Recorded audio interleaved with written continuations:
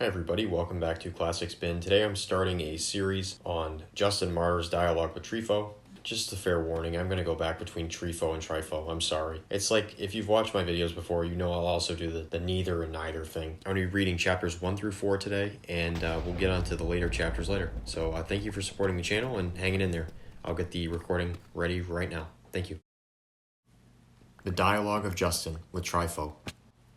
While I was going about one morning in the walks of the Xystus, a certain man, with others in his company, having met me, said, "Hail, O philosopher!" And immediately after saying this, he turned round and walked along with me. His friends likewise followed him, and I, in turn, having addressed him, said, "What is there important?" And he replied, "I was instructed," says he, "by Corinthus the Socratic and Argos, that I ought not to despise or treat with indifference those who array themselves in this dress, but to show them all kindness and to associate with them, as perhaps some advantage would spring from the intercourse, either to some such man or to myself. It is good, moreover, for both, if either the one or the other be benefited. On this account, therefore, whenever I see any one in such costume, I gladly approach him. And now, for the same reason, have I willingly accosted you, and these accompany me, in the expectation of hearing for themselves something profitable from you. But who are you, most excellent man?" So I replied to him in jest. Then he told me frankly both his name and his family. "Trypho," says he, "I am called, and I am a Hebrew of the circumcision, and having escaped from the war lately carried on there, I am spending my days in Greece, and chiefly at Corinth." "And in what," said I, "would you be profited by philosophy, so much as by your own lawgiver and the prophets?" "Why not?" he replied. "Do not the philosophers turn every discourse on God? And do not questions continually arise to them about his unity and providence? Is not this truly the duty of philosophy, to investigate the deity?" "Assuredly," said I, "so we too have believed. But the most have not taken thought of this, whether there be one or more gods, and whether they have a regard for each one of us or no, as if this knowledge contributed nothing to our happiness. Nay, they moreover attempt to persuade us that God takes care of the universe, with its genera and species, but not of me and you and each individually, since, otherwise, we would surely not need to pray to him night and day. But it is not difficult to understand the upshot of this, for fearlessness and license in speaking result to such as maintain these opinions, doing and saying whatever they choose, neither dreading punishment nor hoping for any benefit from God. For how could they? They affirm that the same thing shall always happen, and further, that I and you shall again live in like manner, having become neither better men nor worse. But there are some others who, having supposed the soul to be immortal and immaterial, believe that though they have committed evil, they will not suffer punishment, for that which is immaterial is insensible, and that the soul, in consequence of its immortality, needs nothing from God." And he, smiling gently, said, "Tell us of your opinion of these matters, and what idea you entertain respecting God, and what your philosophy is." "I will tell you," said I, "what seems to me. For philosophy is in fact the greatest possession, and most honorable before God, to whom it leads us and alone commends us. And these are truly holy men who have bestowed attention on philosophy. What philosophy is, however, and the reason why it has been sent down to men, have escaped the observation of most, for there would be neither Platonists, nor Stoics, nor Peripatetics, nor Theoretics, nor Pythagoreans, this knowledge being one. I wish to tell you why it has become many-headed. It has happened that those who first handled it, i.e. philosophy, and who are therefore esteemed illustrious men, were succeeded by those who made no investigations concerning truth, but only admired the perseverance and self-discipline of the former, as well as the novelty of the doctrines. And each thought that to be true which he learned from his teacher. Then, moreover, those latter persons handed down to their successors such things, and others similar to them, and this system was called by the name of him who was styled the father of the doctrine. Being at first desirous of personally conversing with one of these men, I surrendered myself to a certain Stoic, and having spent a considerable time with him, when I had not acquired any further knowledge of God, for he did not know himself and said such instruction was unnecessary, I left him and betook myself to another, who was called a Peripatetic, and as he fancied, shrewd. And this man, after having entertained me for the first few days, requested me to settle the fee, in order that our intercourse might not be unprofitable. Him too for this reason I abandoned, believing him to be no philosopher at all. But when my soul was eagerly desirous to hear the peculiar and choice philosophy, I came to a Pythagorean, very celebrated, a man who thought much of his own wisdom. And then, when I had an interview with him, willing to become his hearer and disciple, he said, "What then? Are you acquainted with music, astronomy, and geometry? Do you expect to perceive any of those things which conduce to a happy life, if you have not been first informed on those points which wean the soul from sensible objects, and render it fitted for objects which appertain to the mind, so that it can contemplate that which is honorable in its essence, and that which is good in its essence?" Having commended many of these branches of learning, and telling me that they were necessary, He dismissed me when I confessed to him my ignorance. Accordingly, I took it rather impatiently, as was to be expected, when I failed in my hope, the more so because I deemed the man had some knowledge. But reflecting again on the space of time during which I would have to linger over these branches of learning, I was not able to endure longer procrastination. In my helpless condition, it occurred to me to have a meeting with the Platonists, for their fame was great. I thereupon spent as much of my time as possible with one who had lately settled in our city, a sagacious man, holding a high position among the Platonists, and I progressed, and made the greatest improvements daily. And the perception of immaterial things quite overpowered me, and the contemplation of ideas furnished my mind with wings, so that in a little while I supposed that I had become wise.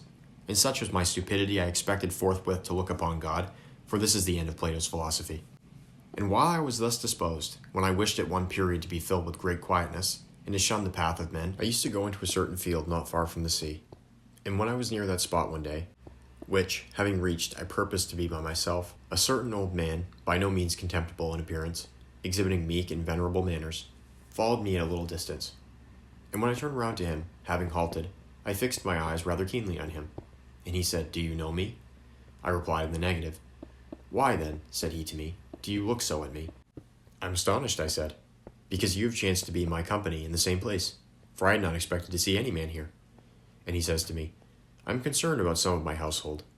These are gone away from me, and therefore have I come to make personal search for them, if, perhaps, they shall make their appearance somewhere."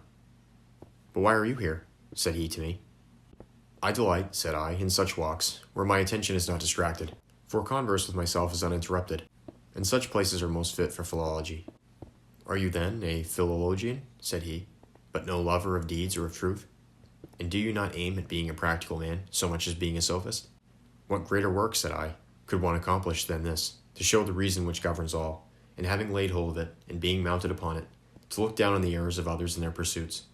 But without philosophy and right reason, prudence would not be present to any man, wherefore it is necessary for every man to philosophize, and to esteem this the greatest and most honorable work. But other things only of second-rate or third-rate importance, though, indeed, if they be made to depend on philosophy, they are of moderate value and worthy of acceptance.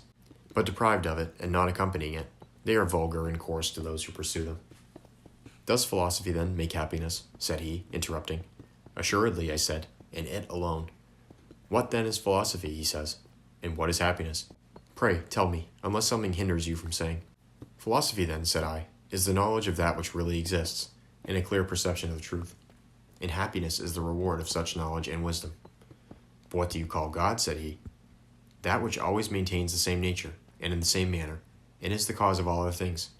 That indeed is God," so I answered him. And he listened to me with pleasure, and thus again interrogated me. "Is not knowledge a term common to different matters? For in arts of all kinds, he who knows any one of them is called a skillful man, in the art of generalship, or of ruling, or of healing equally. But in divine and human affairs it is not so. Is there a knowledge which affords understanding of human and divine things, and then a thorough acquaintance with the divinity and the righteousness of them?" "Assuredly," I replied. "What then?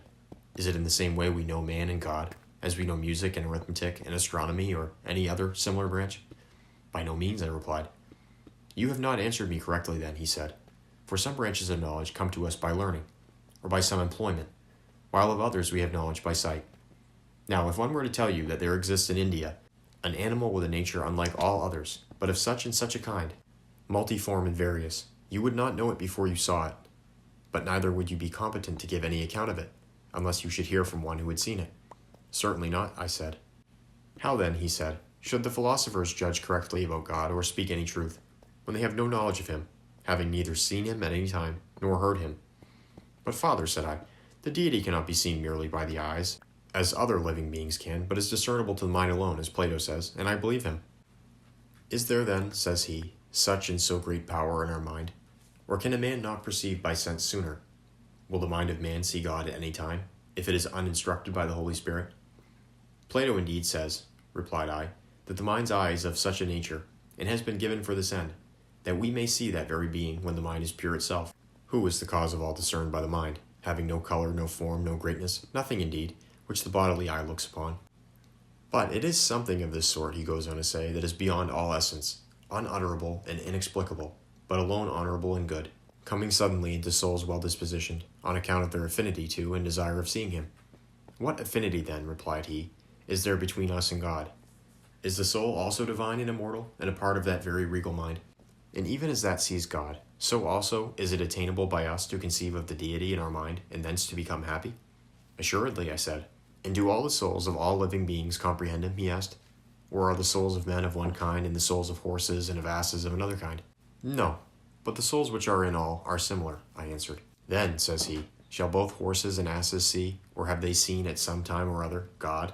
No, I said, for the majority of men will not, saving such as shall live justly, purified by righteousness and by every other virtue. It is not therefore, said he, on account of his affinity that a man sees God, nor because he has a mind, but because he is temperate and righteous. Yes, said I, and because he has that whereby he perceives God. What then? Do goats or sheep injure anyone? No one, in any respect, I said. Therefore these animals will see God, according to your account, says he. No, for their body being of such a nature is an obstacle to them. He rejoined, if these animals could assume speech, be well assured that they would, with greater reason, ridicule our body. But let us now dismiss this subject, and let it be conceded to you as you say. Tell me, however, this. Does the soul see God so long as it is in the body, or after it has been removed from it? So long as it is in the form of a man, it is possible for it, I continue, to attain to this by means of the mind. But especially when it has been set free from the body, and being apart by itself, it gets possession of that which it was wont continually and wholly to love. Does it remember this, then, the sight of God, when it is again in the man? It does not appear to me to be so, I said. What, then, is the advantage to those who have seen God? Or what has he who has seen more than he who has not seen, unless he remember this fact that he has seen? I cannot tell, I answered. And what do those suffer who are judged to be unworthy of this spectacle? Said he. They are imprisoned in the bodies of certain wild beasts, and this is their punishment. Do they know, then, that it is for this reason they are in such forms, and that they have committed some sin? I do not think so. Then these reap no advantage from their punishment, as it seems. Moreover, I would say that they are not punished unless they are conscious of the punishment. No, indeed. Therefore souls neither see God, nor transmigrate into their bodies, for they would know that so they are punished, and they would be afraid to commit even the most trivial sin afterwards. But that they can perceive that God exists, and that righteousness and piety are honorable, I also quite agree with you, said he. You are right, I replied.